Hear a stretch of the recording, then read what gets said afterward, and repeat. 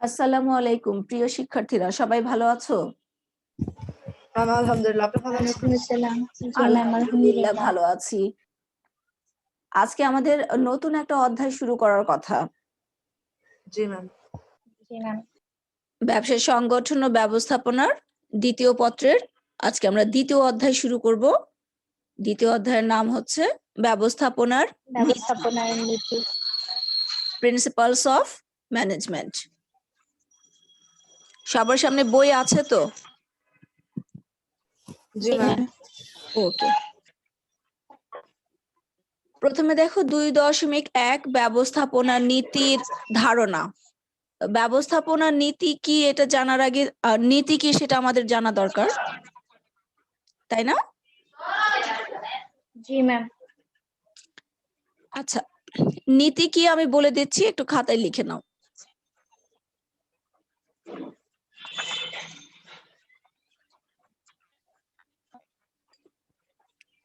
নীতি হচ্ছে, সবাই রেডি? জি ম্যাম। নীতি হচ্ছে কোনো কাজ করার, নীতি হচ্ছে কোনো কাজ করার সাধারণ পথ নির্দেশনা।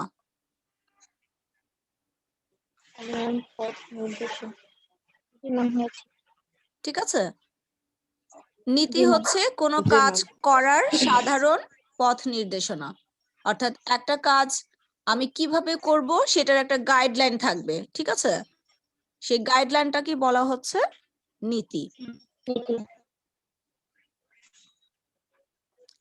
তাহলে ব্যবস্থাপনা নীতি কি, এই সংজ্ঞাটা কি যদি আমরা একটু ব্যবস্থাপনা শব্দটা লাগাই তাহলে সেটা ব্যবস্থাপনা নীতির সংজ্ঞা হিসেবে লিখতে পারবো যে ব্যবস্থাপনা নীতি হলো ব্যবস্থাপনার কাজ, অর্থাৎ ব্যবস্থাপনার যে কাজগুলো আমরা পড়েছি, পরিকল্পনা, সংগঠন, সমন্বয়, কর্মী সংস্থান, নিয়ন্ত্রণ, ব্যবস্থাপনার এই কাজগুলো সম্পাদনের সাধারণ পথ নির্দেশনা।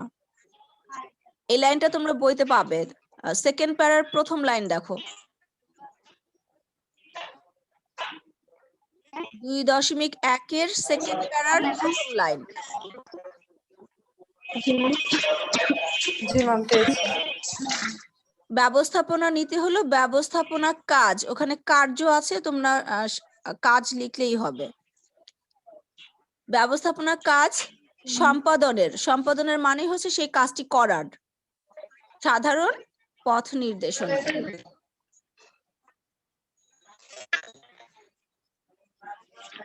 ঠিক আছে, তাহলে এখন আমাকে বলো নীতি কাকে বলে? নীতি হলো ব্যবস্থাপনা কার্য সম্পাদনের পথ নির্দেশনা। আমি ব্যবস্থাপনা নীতি বলিনি, আমি বলেছি নীতি কাকে বলে। নীতি হচ্ছে কোনো কাজ করার সাধারণ পথ নির্দেশনা।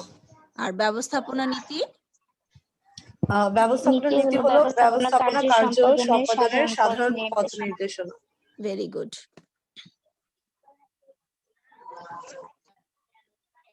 ম্যাম, ওই যে ব্যবস্থাপনা হলে ব্যবস্থাপনাটা অ্যাড করে দিবে, আর যদি নীতি যেটা হলে এটা কেটে দিবে। হ্যাঁ, সেটাই। এই কারণে আমি বলেছি যে নীতি কি এটা যদি তুমি মনে রাখতে পারো তাহলে তুমি ব্যবস্থাপনা নীতি কি এটা লিখতে পারবে। ঠিক আছে, জি ম্যাম।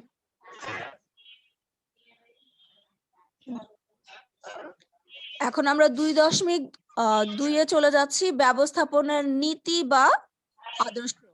প্রথমে আমরা শিখলাম যে ব্যবস্থাপনা নীতি কি। ব্যবস্থাপনার নীতি হলো ব্যবস্থাপনার কাজ সম্পাদনের সাধারণ পথ নির্দেশনা।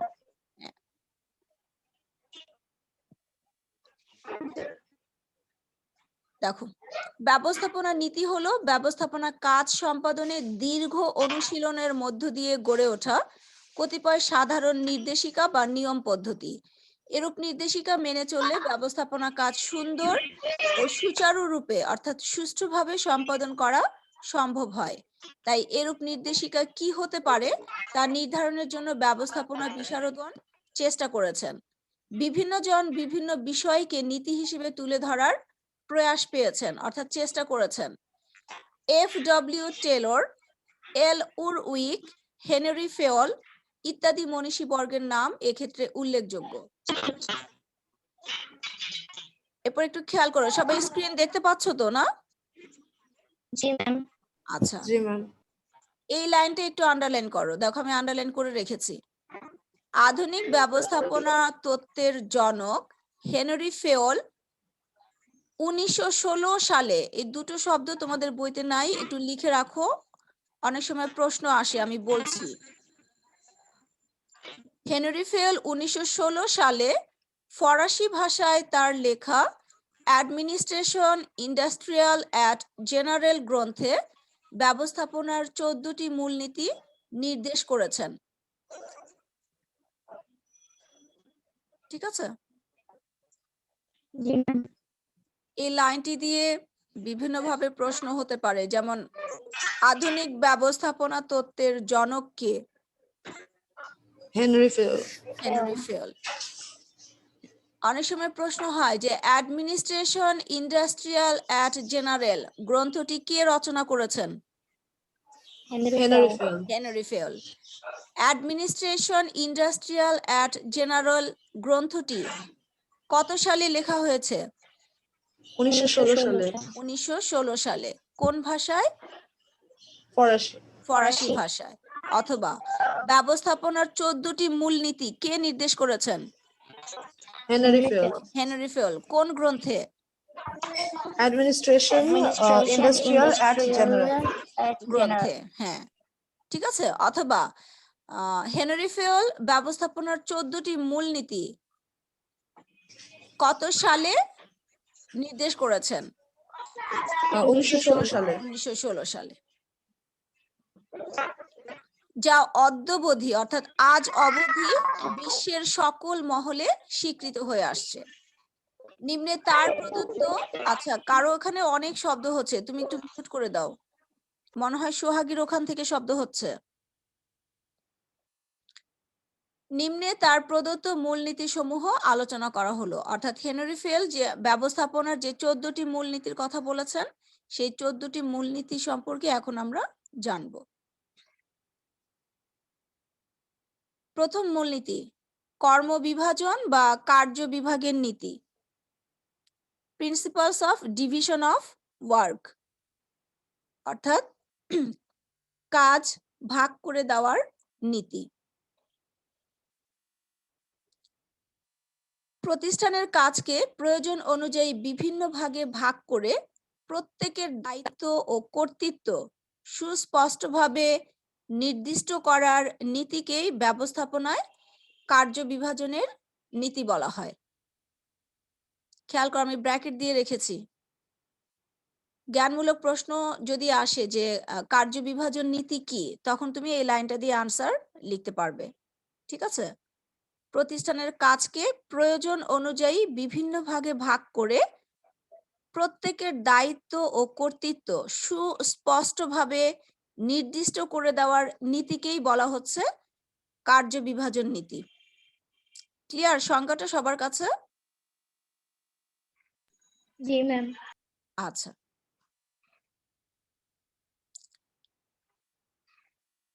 এরপরে দেখো বোঝার জন্য আমি এই লাইনগুলো আন্ডারলাইন করিনি, যে এই নীতিটা বোঝার জন্যই পরের লাইনগুলো লেখা হয়েছে, যে যে কোনো ব্যবস্থাপনা কাজের কাজ বিভাজন বা কাজের বিভাগের প্রথম ও প্রধান পালনীয় নীতি, একজন ব্যবস্থাপক অধস্তন জনশক্তি নিয়ে কাজ করেন। এদের কাজ যদি ভাগ করে সেভাবে নির্দিষ্ট করে দেওয়া না হয়, তবে কাজের ক্ষেত্রে জটিলতা দেখা দিবে।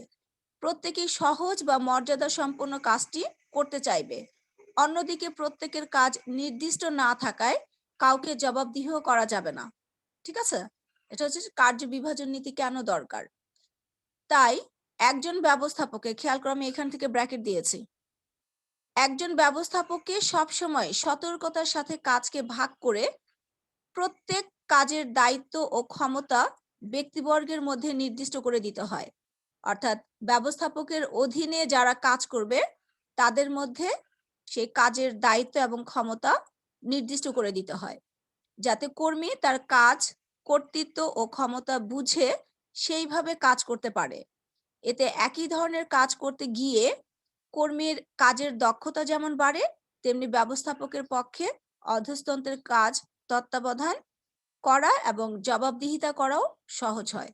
অর্থাৎ কাজ যখন নির্দিষ্ট করে দেওয়া হবে, কোনো কাজে ভুল হলে ব্যবস্থাপক সেই কাজের দায়িত্বপ্রাপ্ত কর্মীকেই কিন্তু জবাবদিহিতা, মানে তার সেই কর্মীর জবাবদিহিতা সে নিশ্চিত করতে পারবে যে কাজটি কেন হলো না কিংবা কেন ভুল হলো, কোথায় সমস্যা। ঠিক আছে? তাহলে কার্য বিভাজন নীতি প্রথমে কাকে বলে এটা লিখবা, তারপরে এইটুকুন লিখলেই এই নীতির ব্যাখ্যা হয়ে যাবে। কার্য বিভাজন নীতি সবাই কি বুঝতে পেরেছো? জি ম্যাম। জি ম্যাম। কেউ একজন নিজের ভাষায় আমাকে বলো কার্য বিভাজন নীতিটা কি?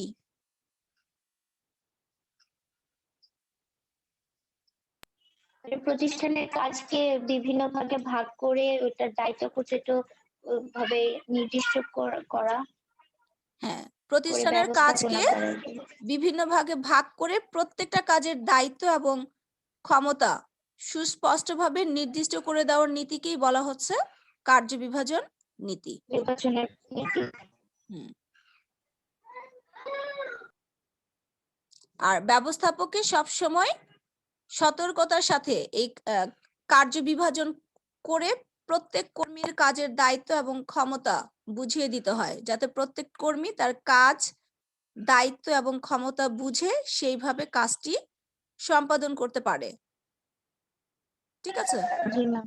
আর কার্য বিভাজনের ফলে একই কাজ করতে করতে কর্মীর সেই কাজের প্রতি তার দক্ষতা যেমন বাড়ে, তেমনি ব্যবস্থাপকের পক্ষেও কর্মীদের তত্ত্বাবধান করা সহজ হয় এবং কর্মীদের জবাবদিহিতা করা সহজ হয়। জবাবদিহিতাও সহজ হয়।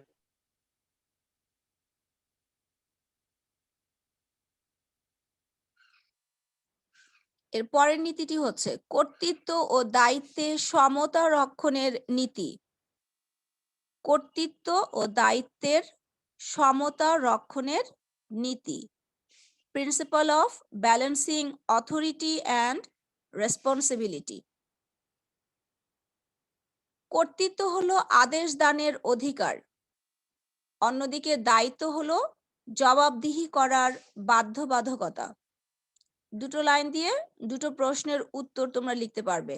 অনেক সময় জ্ঞানমূলক প্রশ্ন আসে যে কর্তৃত্ব কি? কর্তৃত্ব হচ্ছে আদেশ দানের অধিকার। ঠিক আছে?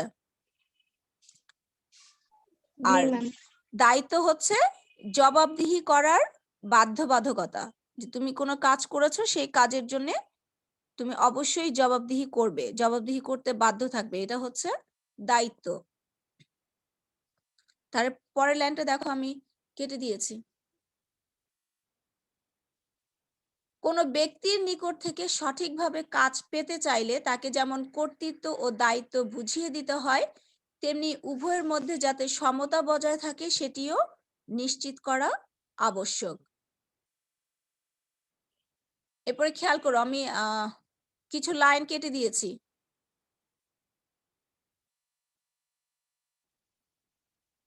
দেখে দেখে একটু কেটে নাও।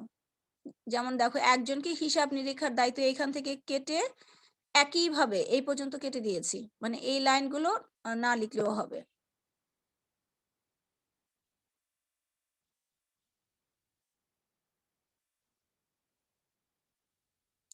কর্তৃত্ব ও ক্ষমতা যদি অনেক বেশি থাকে কিন্তু সেই পরিমাণে কারো নিকট তাকে জবাবদিহি করতে না হয়, তবে ব্যক্তি স্বেচ্ছাচারী হতে বাধ্য। এই লাইনটা বুঝতে পেরেছো? যে আদেশ দানের অধিকার এবং তার অনেক বেশি ক্ষমতা আছে, কিন্তু তাকে কারো কাছে জবাবদিহি করতে হয় না, অর্থাৎ তার কাজের জন্য কারো কাছেই তাকে জবাবদিহি করতে হয় না, তখন সেই ব্যক্তি স্বেচ্ছাচারী হয়ে যায়, অর্থাৎ নিজের ইচ্ছা মতো সে চলতে থাকে, কাজ করতে থাকে, যেহেতু তাকে কারো কাছে জবাবদিহি করতে হয় না।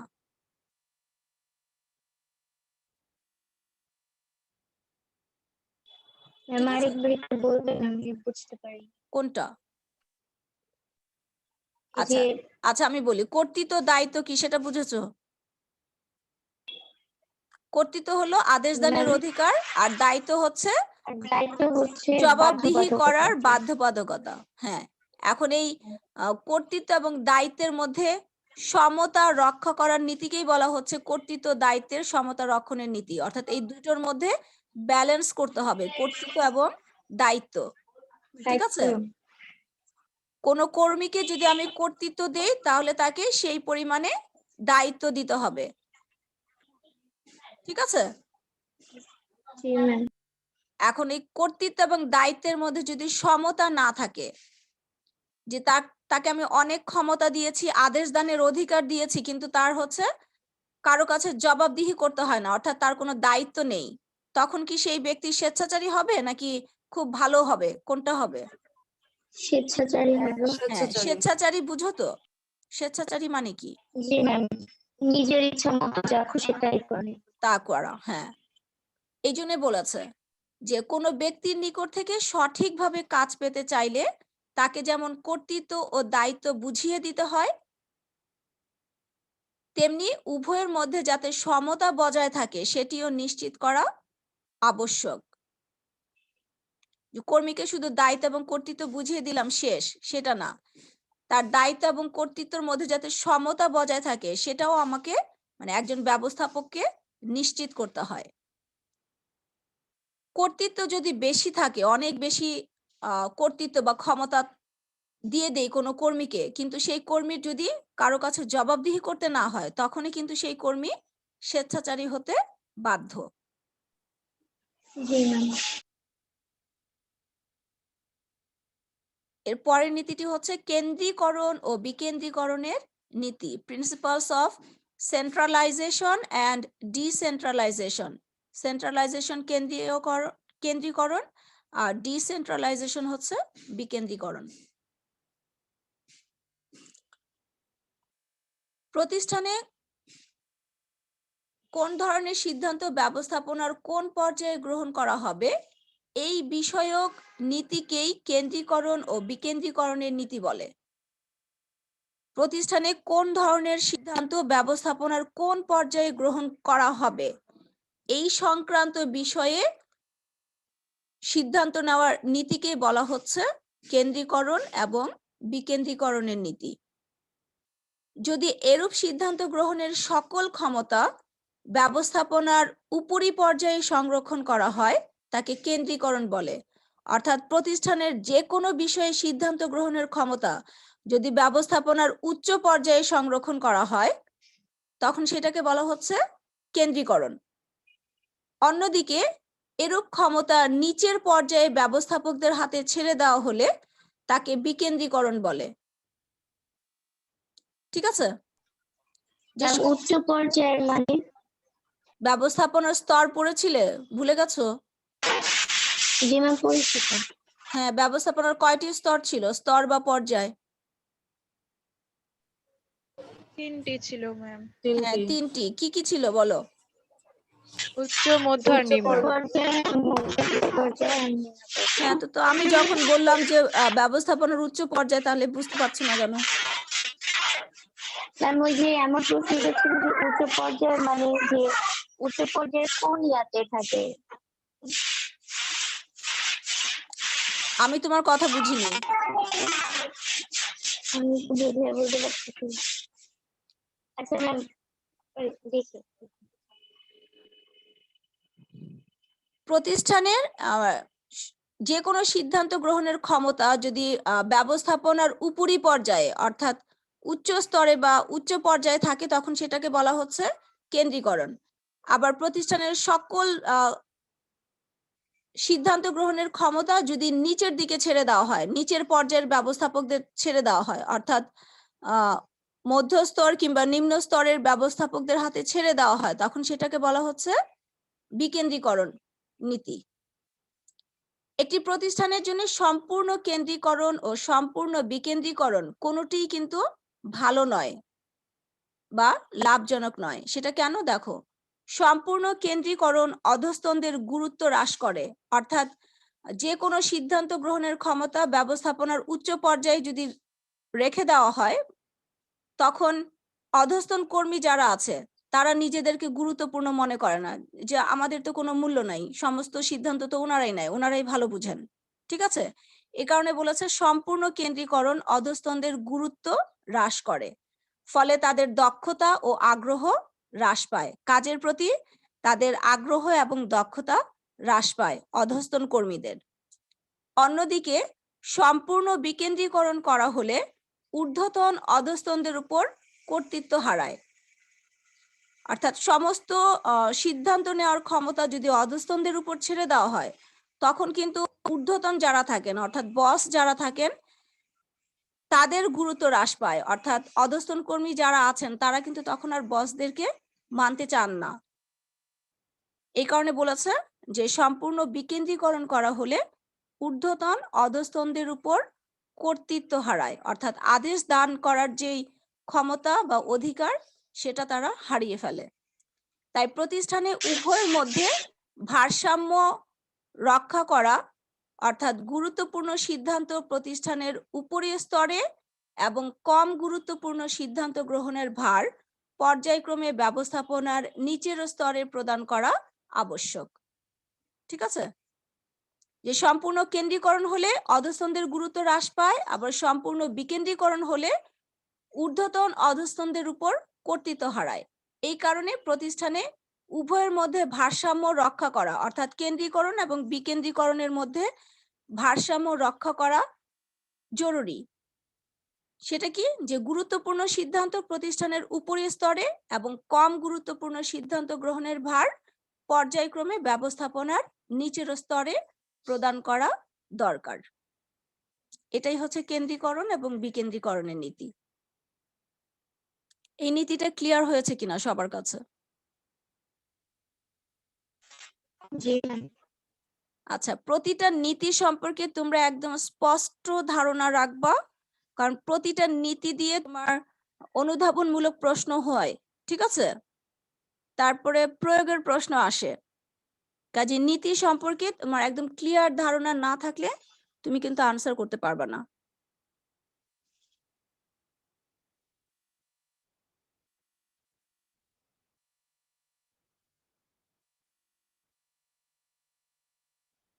এর পরের নীতি দেখো, আদেশের ঐক্য নীতি, principal of unity of command. একজন কর্মীর আদেশদাতা হবেন একজন। ঠিক আছে, এরূপ হওয়ার বিষয়টি নিশ্চিত করার নীতিকেই ব্যবস্থাপনায় আদেশের ঐক্য নীতি বলে। অর্থাৎ কোনো অধস্তন একজন ঊর্ধ্বতনের নিকট থেকেই সরাসরি আদেশ লাভ করবে এবং তার কাজের জন্য ওই ঊর্ধ্বতনের নিকট জবাবদিহি করবে, কখনোই একাধিক ব্যক্তির নিকট থেকে আদেশ লাভ বা এভাবে জবাবদিহি করবে না। এটাই হচ্ছে আদেশের ঐক্যনীতি। খেয়াল করো, আমি ব্র্যাকেট দিয়ে রেখেছি। একজন কর্মীর আদেশদাতা বা আদেশকর্তা হবেন একজন মাত্র ব্যক্তি। এরূপ হওয়ার বিষয়টি নিশ্চিত করার নীতিকেই বলা হচ্ছে আদেশের ঐক্যনীতি। অর্থাৎ কোনো অধস্তন একজন ঊর্ধ্বতনের কাছ থেকে সরাসরি আদেশ লাভ করবে এবং তার কাজের জন্য ওই ঊর্ধ্বতনের কাছেই জবাবদিহি করবে। একজন অধস্তন কখনোই একাধিক ঊর্ধ্বতনের কাছ থেকে আদেশ লাভ করবে না বা তার কাজের জন্য একাধিক ঊর্ধ্বতনের কাছে জবাবদিহি করবে না। ঠিক আছে,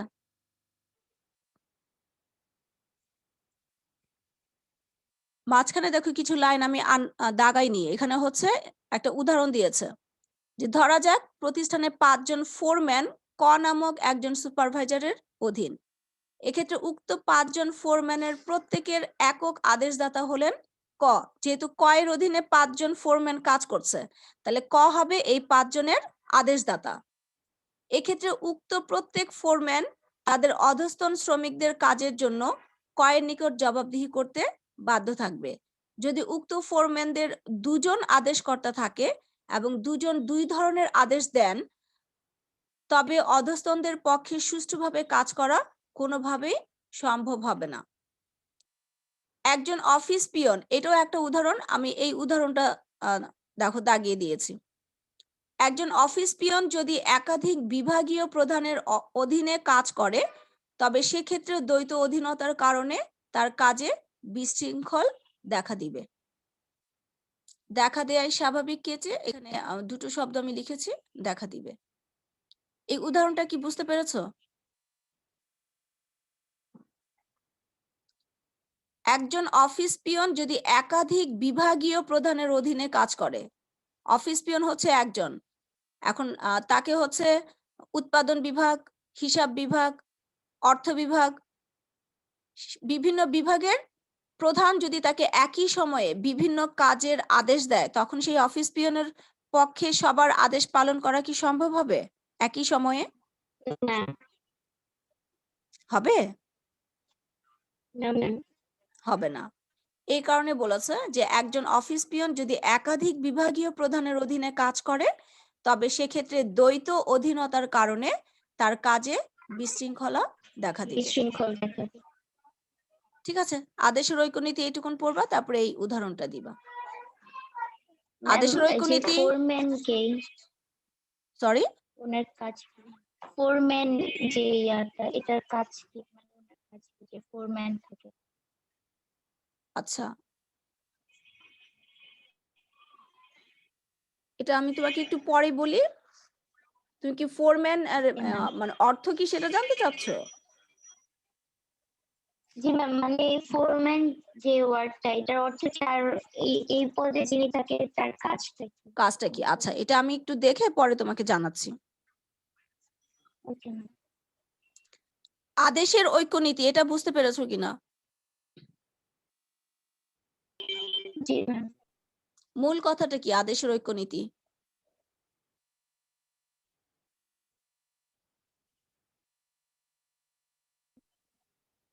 মূল দ্রুত কথা বলো। হচ্ছে যে একজন কর্মীর আদেশকর্তা হবেন একজন, হ্যাঁ, এটা নিশ্চিত করার নীতিকেই বলা হচ্ছে আদেশের ঐক্যনীতি। আদেশের ঐক্যনীতি।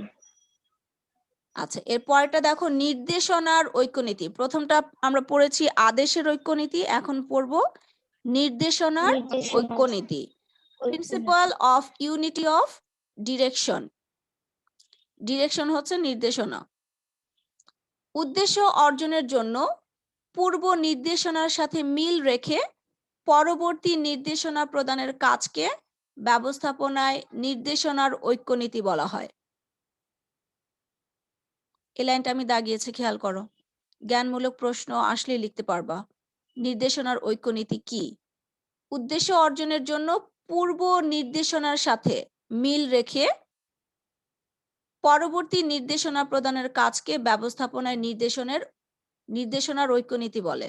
অর্থাৎ আগে যে নির্দেশনা দিয়েছে তার সাথে মিল রেখে আমাকে পরবর্তী নির্দেশনা দিতে হবে, এটাই হচ্ছে নির্দেশনার ঐক্যনীতি। উদাহরণ দিয়েছে একটা, দেখো। ধরা যাক প্রতিষ্ঠানে কিছু যোগ্য বিক্রয় কর্মকর্তা নিয়োগ দেওয়া হবে। এর জন্য বিজ্ঞপ্তি তৈরি, পত্রিকায় প্রেরণ, আবেদনপত্র জমা গ্রহণ, আবেদনপত্র বাছাই, নিয়োগ পরীক্ষার কার্ড ইস্যু, পরীক্ষা অনুষ্ঠান ইত্যাদি বিষয়ে মানব সম্পদ ব্যবস্থাপককে সংশ্লিষ্ট অধস্তনদের ধারাবাহিক নির্দেশনা দিতে হবে। এক্ষেত্রে যদি তিনি একবার পত্রিকায় বিজ্ঞপ্তি দেওয়ার নির্দেশ দিয়ে পরে আবার সেখান থেকে সরে এসে বিজ্ঞপ্তি লিখে দেয়ালে দেয়ালে টাঙানোর নির্দেশ দেন, পরীক্ষা কিভাবে নেওয়া হবে এই বিষয়ে পূর্ববর্তী নির্দেশনার সাথে মিল না রেখেই পরবর্তী নির্দেশ প্রদান করেন, তবে স্বাভাবিকভাবেই উদ্দেশ্য অর্জন বাধাগ্রস্ত হবে এবং এতে ঊর্ধ্বতন সম্পর্কে অধস্তনদের মনে খারাপ ধারণা জন্মাবে। উদাহরণটা বুঝতে পেরেছো? যে প্রথমে মানব সম্পদ ব্যবস্থাপক একবার নির্দেশ দিয়েছেন যে পত্রিকায় বিজ্ঞপ্তি দেওয়ার জন্য যে প্রতিষ্ঠানে কিছু যোগ্য বিক্রয় কর্মকর্তা দরকার। এই কারণে মানব সম্পদ ব্যবস্থাপক তার অধীনে যে কাজ করছে তাকে প্রথমে নির্দেশ দিল যে বিক্রয় কর্মকর্তা নিয়োগ দেওয়া হবে, এই মর্মে তুমি পত্রিকায় একটি বিজ্ঞপ্তি দাও। ঠিক আছে, পত্রিকায় অলরেডি বিজ্ঞপ্তি দিয়ে দেওয়া হয়েছে। পরের দিন সে বলল যে না, পত্রিকায় বিজ্ঞপ্তি দেওয়া যাবে না, তুমি কম্পিউটার কম্পোজ করে দেয়ালে দেয়ালে লাগিয়ে দাও, বিভিন্ন প্রতিষ্ঠানের গেটে কিংবা দেয়ালের সামনে লাগিয়ে দাও। তাহলে এই নির্দেশনার সাথে কি মিল থাকলো? এই জন্য বলেছে যে পূর্ব নির্দেশনার সাথে মিল রেখে পরবর্তী নির্দেশনা প্রদানের কাজকে নির্দেশনার ঐক্যনীতি বলে। ঐক্য নিতে বলে। ঠিক আছে, আর যদি এরকম নির্দেশনার মধ্যে মিল না থাকে তখন কি উদ্দেশ্য অর্জন সম্ভব হবে না বাধাগ্রস্ত হবে? বাধাগ্রস্ত হবে। এই জন্য বলেছে যে পূর্ববর্তী নির্দেশনার সাথে মিল না রেখে পরবর্তী নির্দেশ প্রদান করেন তবে স্বভাবতই উদ্দেশ্য অর্জন বাধাগ্রস্ত হবে এবং এতে ঊর্ধ্বতন সম্পর্কে অধস্তনদের মনে খারাপ ধারণা জন্মাবে। খারাপ ধারণা জন্মাবে।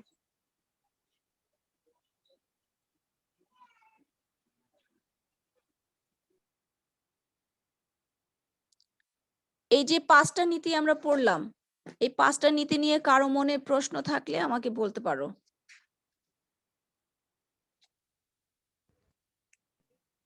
ম্যাম আপনি কোশ্চেন করেন। আমি কোশ্চেন করব? আমি কোশ্চেন করলে তো সব চুপ করে থাকবা, কিছুই বলবা না।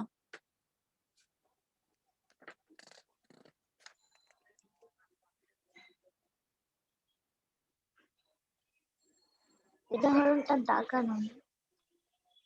সরি, কিছু বলেছো? যে উদাহরণ না ম্যাম, ওই যে উদাহরণ দাগানো সেটা। হ্যাঁ, প্রথমে হচ্ছে নির্দেশনার ঐক্যনীতি কাকে বলে এটা লিখবা, তারপরে উদাহরণটা দিবা, উদাহরণ দিয়ে সুন্দর করে ব্যাখ্যা করবা। জি ম্যাম।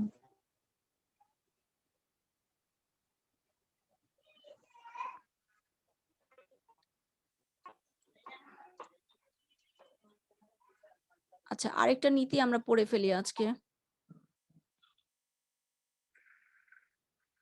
সাধারণ স্বার্থে নিজস্ব স্বার্থ ত্যাগের নীতি। অনেক সময় এটাকে বলা হয় সাধারণ স্বার্থে ব্যক্তি স্বার্থ ত্যাগের নীতি। Principal of subordinate of individual interest to general interest. ব্যক্তি স্বার্থের ঊর্ধ্বে প্রাতিষ্ঠানিক বা সাধারণ স্বার্থকে অগ্রাধিকার প্রদানের নীতিকেই ব্যবস্থাপনায় সাধারণ স্বার্থে নিজস্ব স্বার্থ ত্যাগের নীতি বলে।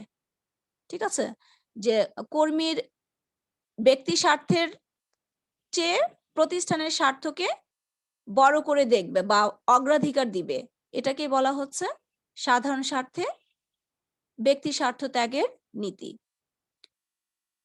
যদি দেখো আমি ব্র্যাকেট দিয়ে রেখেছি, যদি প্রাতিষ্ঠানিক স্বার্থকে বড় করে দেখে তবে সেক্ষেত্রে দলীয় চেতনা বৃদ্ধি পায় ও প্রতিষ্ঠানের স্বার্থে তারা ছোটখাটো বিভেদ এড়িয়ে চলে, তারা মানে কর্মীরা। ঠিক আছে, এতে প্রতিষ্ঠান অধিক মুনাফা অর্জন করতে পারে, এতে জনশক্তির বেতন ও সুযোগ সুবিধাও বাড়ে। অন্যদিকে যদি কর্মরত প্রত্যেকেই নিজের স্বার্থকে বড় করে দেখে তবে প্রাতিষ্ঠানিক বা সাধারণ স্বার্থ ক্ষতিগ্রস্ত হয় এবং এক পর্যায়ে প্রতিষ্ঠান বন্ধ হয়ে যাওয়ায় সবাই ক্ষতিগ্রস্ত হয়। এটা ক্লিয়ার হয়েছে? সাধারণ স্বার্থে নিজস্ব স্বার্থ ত্যাগের নীতি, জি ম্যাম। অর্থাৎ মানে ব্যক্তিগত স্বার্থ হ্যাঁ। থেকে কোম্পানির যে স্বার্থকে প্রাধান্য পায়। Very good. কর্মীদের নিজস্ব স্বার্থকে বড় করে না দেখে প্রতিষ্ঠানের স্বার্থকে বড় করে দেখতে হবে বা গুরুত্ব দিতে হবে, এটাকে বলা হচ্ছে সাধারণ স্বার্থে ব্যক্তি স্বার্থ ত্যাগের নীতি। আচ্ছা, কে যেন ফোরম্যান জানতে চাইলে না? জি ম্যাম। ফোরম্যান হচ্ছে শ্রমিক সর্দার। শ্রমিকদের লিডার। ইয়া, ঠিক আছে। জি ম্যাম। ওনার কাজ হচ্ছে শ্রমিকদের ইনস্ট্রাকশন। হ্যাঁ, যে শ্রমিকরা যে কাজটা করছে সেই কাজটা সে তত্ত্বাবধান করবে, তাদের আদেশ দিবে, নির্দেশ দিবে।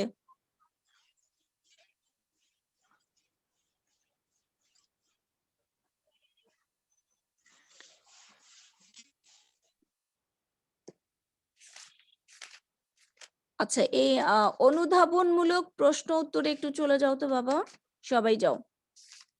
যে নীতিগুলো আমরা পড়লাম,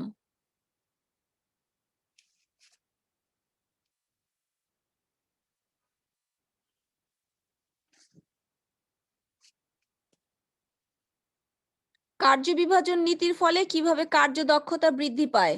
আমার এখানে 6 নাম্বার প্রশ্ন, তোমাদের কত?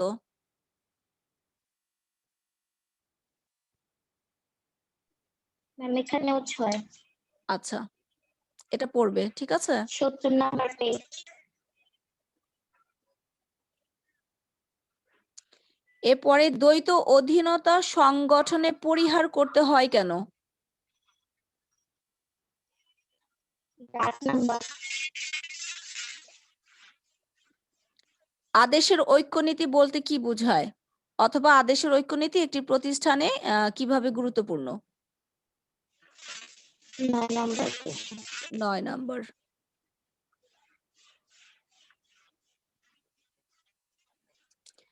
অধিক মাত্রায় কেন্দ্রীয়করণ কাজের গতিশীলতা হ্রাস করে কেন?